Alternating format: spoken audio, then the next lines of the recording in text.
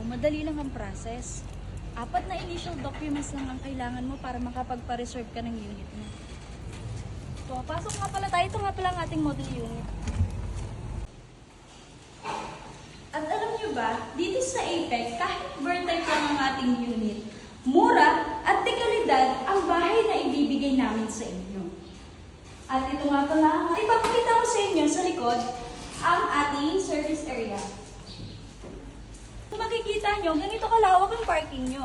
Kasyang-kasya dyan ang inyong motor, tricycle o kotse pa yan. At mula ka pala sa ating service area, meron tayo ditong 1 toilet and bath. At ang ating toilet ay may flush. Upon turnover, meron na tayong showers.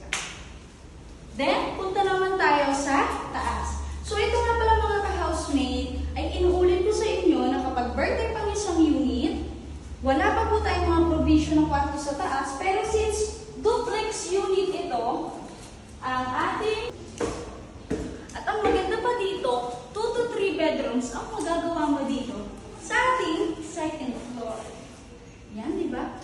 Kaya ano pang hinihintay mo mga ka-housemate? Inaantay ka na ng mga kapitbahay mo.